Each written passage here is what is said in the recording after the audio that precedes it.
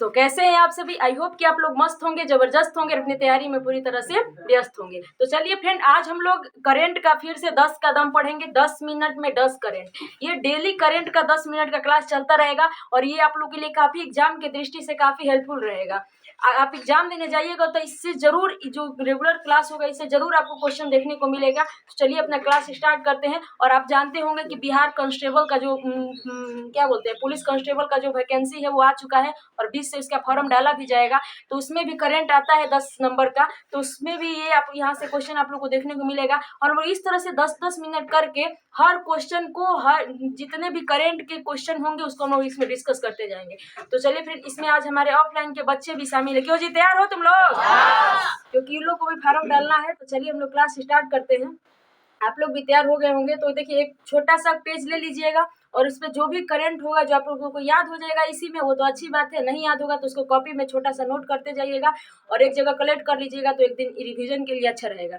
चलिए, रख हौसला वो मंजर भी आएगा, प्यासे के पास चलकर समंदर भी आएगा, थक के ना बैठ ओए मंजिल के मुसाफिर, मंजिल भी मिलेगी और मिलने का मजा भी आएगा। तो देखिए फ्रेंड, थक के नहीं बैठना है, हम लोग को मेहनत निरंतर करते रहना है। छोटा छोटा प्रयास अपने लक्ष्य की तरफ हमेशा करते रहिए, एक दिन सफलता जरूर मिलेगी। क्यों जी, मिलेगी ना? तो चलिए देखिए, जूनियर एशिया हॉकी कप के विजेता देश कौन रहा है? पहला क्वेश्चन है कि जूनियर एशिया हॉकी कप के विजेता देश कौन रहा है? तो विजेता देश रहा है भारत। ठीक। और ये जूनियर एशिया कप जो हॉकी हुआ है, इसका आयोजन कहाँ हुआ था? तो ओमान में। कहाँ हुआ था जी? ओमान में। ठीक। और देखिए, ये खास बात नहीं है कि यहाँ पे जीता है भारत, खास बात क्या है कि यहाँ पे भारत हराया किसको है? तो हमारे दुश्मन पाकिस्तान को। ठीक। अगर कोई भारत कोई कप जीतता है, कोई मतलब अगर कुछ चीज जीतता है तो सबसे ज्यादा खुशी तो होती है कि जीत गया है, लेकिन उससे भी ज्यादा खुशी तब होती है जब वो पाकिस्तान को हरा के जीतता है। तो यहाँ पे जो है जूनियर एशिया कप में भारत ने जो है वो किसको हराया है? तो पाकिस्तान को। किसको हराया है? पाकिस्तान को। तो यहाँ से 3 बातें याद रखिएगा कि इसका आयोजन हुआ था ओमान में और इसका विजेता बना था भारत और इसका उप विजेता बन गया पाकिस्तान। तो यहाँ से 3 बातें याद रखनी है। ठीक। चलिए फिर दूसरा क्वेश्चन देखते हैं कि मणिपुर हिंसा की जांच हेतु केंद्र सरकार ने किसकी अध्यक्षता में एक आयोग का गठन किया है? देखिए, मणिपुर में हाल फिलहाल में आप लोग न्यूज देखिएगा तो उसमें मणिपुर में हिंसा की स्थिति बनी हुई है। अभी भी वो हिंसा की स्थिति थोड़ा बहुत है अभी। तो उसमें क्या हुआ है कि यहाँ पर केंद्र ने जांच के लिए कि उस पर क्या घटनाएं हो रही है, को कहाँ दंगा हो रहा है, कौन करा रहा है, इस सब की जांच के लिए एक आयोग का गठन किया गया है। और उसी किसकी अध्यक्षता में किया गया है? तो अजय लंबा के। किसकी अध्यक्षता में? अजय लंबा की। तो ये अजय लंबा जो है वो गुवाहाटी के पूर्व मुख्य न्यायाधीश रह चुके हैं। गुवाहाटी जो हाई कोर्ट है वहां के पूर्व मुख्य न्यायाधीश रह चुके हैं। तो इन्हीं की अध्यक्षता में जो मणिपुर हिंसा हुआ है उसकी जांच के लिए एक आयोग का गठन किया गया है। तो मणिपुर हिंसा हुआ क्यों था? फिर देखिए, वहां पर एक कुकी और एक मोइती, 2 जनजाति रहते हैं जो कि पहाड़ी एरिया है। कहिए तो जो हमारा मणिपुर है एक क्रिकेट के स्टेडियम जैसा है, जहां पर बहुत सारे खाड़ी क्या कहते हैं, बहुत सारी खाड़ियां वहां पर पाई जाती है और उसके किनारे किनारे पर जो है क्या रहते हैं कि बहुत सारे जनजाति रहते हैं। उसी में से एक कुकी और मोइती 2 जनजाति है और इन्हीं 2 जनजातियों में आपस में भिड़ंत हुआ है और ये काफी हिंसा का रूप ले लिया है। तो ध्यान रखिएगा कि मणिपुर हिंसा की जांच हेतु किसकी अध्यक्षता में एक आयोग का गठन किया गया है? अजय लंबा। ठीक। चलिए आगे हम लोग देखते हैं कि विश्व दुग्ध दिवस कब मनाया जाता है, यानी कि विश्व दुग्ध दिवस कब मनाया जाता है? 1 मई को। कब मनाया जाता है? 1 मई को। ठीक। सॉरी, 1 जून को। कब मनाया जाता है? 1 जून को।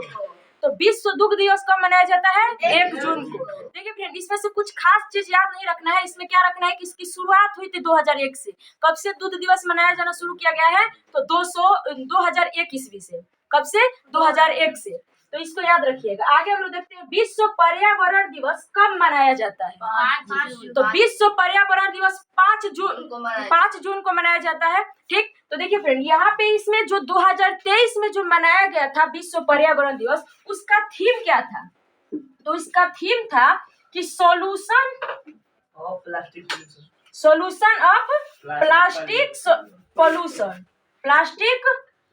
पोल्यूशन।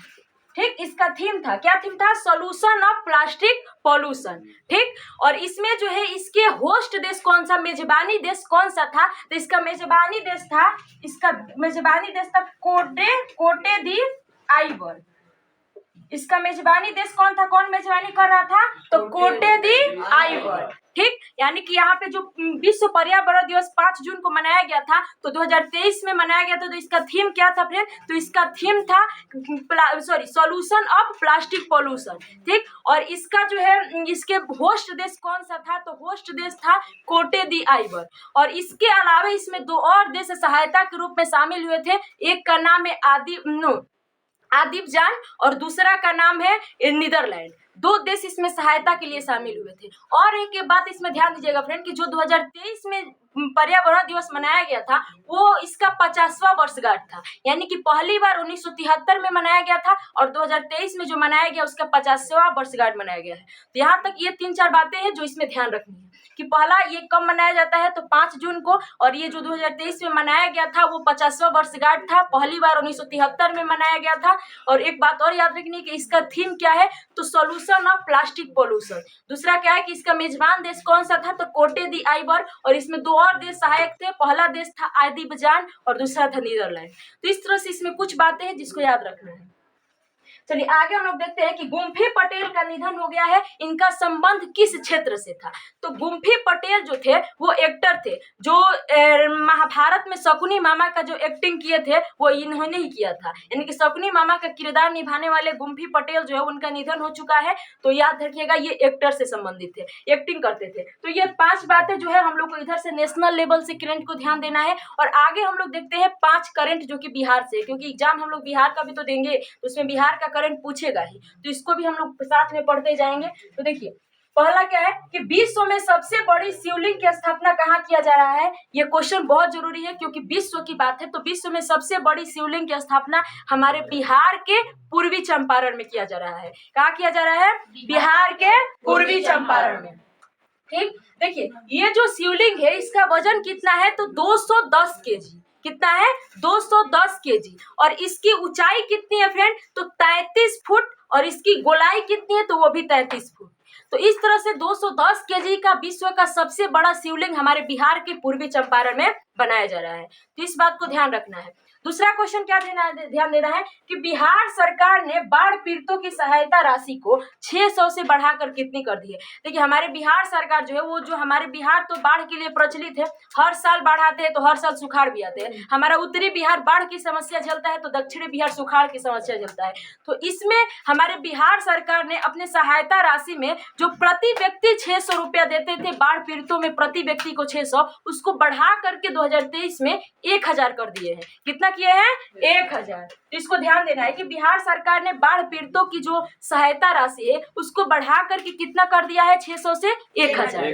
ठीक, अगला क्या ध्यान देना है कि जो बख्तियारपुर मोकामा 4 लेन ग्रीनफील्ड है NH 31, इसकी लंबाई कितनी है, जिसका निर्माण शुरू हो गया है। तो इसकी लंबाई कितनी है, तो 44.6 किलोमीटर। कितना है, 44.6 किलोमीटर। इतने बातें को ध्यान देना है क्योंकि देखिए फ्रेंड ये जो क्वेश्चन 4 लेन वाला सड़क से हाईवे से जो रिलेटेड क्वेश्चन है इस बार 68 के बीपीएससी में देखा गया है। तो इसीलिए हम इसमें जितने जो करंट में रह रहे हैं 4 लेन, जितने भी हाईवे रह रहा है करंट में, उसको हम लोग डिस्कस करते जा रहे हैं। हो सकता है इससे क्वेश्चन पूछ देगा तो सही रहेगा। तो ध्यान दीजिएगा फ्रेंड कि जो बख्तियारपुर मोकामा 4 लेन ग्रीनफील्ड है NH 31, इसकी जो लंबाई है 44.6 किलोमीटर है। याद कीजिए फ्रेंड हम लोग जो कल के जो करंट का क्लास पढ़े थे, जो मेरा पहला करंट का क्लास था, उसमें हम लोग क्या पढ़े थे कि जो वाल्मीकि नगर से हरिहरगंज झारखंड तक जो 4 लेन बनाया जा रहा है उसकी लंबाई 454 किलोमीटर है। ठीक, हम लोग दूसरी क्लास में पढ़े थे। और एक और पढ़े थे ऐसे ही कि पटना आरा सासाराम जो 4 लेन जो बनाया जा रहा है उसकी लंबाई कितनी है, तो 118 किलोमीटर। ये 2 चीजें हम पिछले क्लास में पढ़ चुके हैं। और यहाँ पे एक और ये वाला भी ध्यान रखिएगा। ठीक, चलिए आगे हम लोग देखते हैं। बिहार सरकार ने आकस्मिक फसल योजना के तहत बीज आवंटन हेतु कितने राशि की स्वीकृति दी है। यानी कि हमारे बिहार सरकार, हमारा बिहार जो है, बिहार की आधी आबादी कहिए तो कृषि पर ही निर्भर है। यानी कि हमारा बिहार जो वो कृषि के लिए फेमस है। तो बिहार सरकार ने क्या किया है कि सभी किसानों को अच्छे बीज देने के लिए, अच्छे फसल उगाने के लिए, अच्छे किस्म के बीज देने के लिए अपने आकस्मिक फसल योजना के तहत कुछ राशि की स्वीकृति दी है, जिसके तहत किसानों को बीज बीज बांटा जाएगा। तो वो राशि कितनी है? 50 करोड़। कितनी है? 50 करोड़। ठीक, यानी कि 50 करोड़ राशि की स्वीकृति दी है और इसी 50 करोड़ राशि से बीज को खरीद करके किसानों में बांटा जाएगा। याद रखिएगा। अगला क्वेश्चन क्या है कि बिहार में G20 की बैठक कहाँ किया जा रहा है? तो बिहार में G20 की बैठक किया जाएगा 22-23 जून को, वो किया जाएगा पटना में। ठीक, देखिए फ्रेंड, हमारा भारत जो है वो G20 2023 की अध्यक्षता कर रहा है, वो भी उसका G20 का 18वां जो संस्करण है जो कि भारत में हो रहा है। तो देखिए इसमें हमारे भारत में 200 बैठकें होगी पूरे भारत के अलग अलग स्थानों पर। तो उसी में से हमारे बिहार के पटना में 22-23 जून को इसकी बैठक की जाएगी। तो ध्यान दीजिएगा कि बिहार में जो है G20 की बैठक कहाँ किया जा रहा है? तो पटना में 22-23 जून को इसका बैठक किया जाएगा। तो इस तरह से ये 5 बिहार के करंट को ध्यान रखना है और इस तरह यहाँ इधर से 5 नेशनल करंट को ध्यान देना है। और इस तरह से फ्रेंड 10-10 करंट हम लोग डेली पढ़ेंगे। और देखिए फ्रेंड 10-10 करंट पढ़ेंगे, 30 दिन पढ़ रहे हैं तो देखिए कितना करंट हम लोग पढ़ रहे हैं? लगभग 300। और इस तरह से हम लोग लगातार 3-4 महीना, अभी एग्जाम में समय है 3-4 महीना, तब तक हम कितना करंट कवर कर चुके होंगे आप लोग जानिए। तो चलिए हम लोग अपना क्लास यहीं तक रखते हैं, अगले मिलते हैं अगले नेक्स्ट वीडियो में। इसको ध्यान दीजिएगा फ्रेंड, इसको मतलब 10 मिनट का ही क्लास है, कभी भी आप लोग देख सकते हैं और देखते देखते ये याद हो जाएगा, क्योंकि अगर करंट को रोज देखिएगा तो वो अच्छे से कवर रहता है। तो चलिए फ्रेंड मिलते हैं अपने नेक्स्ट वीडियो में, तब तक के लिए आप लोग खुश रहिएगा, मस्त रहिएगा और मन लगा के पढ़ते रहिएगा। और ये वीडियो अच्छा लगा होगा तो दोस्तों में शेयर कर दीजिएगा, चैनल को सब्सक्राइब कर लीजिएगा ताकि मेरा हर क्लास का नोटिफिकेशन आप तक पहुंच सकेगा। तो चलिए फ्रेंड मिलते हैं नेक्स्ट वीडियो में, तब तक के लिए thank you so much friend, जय हिंद।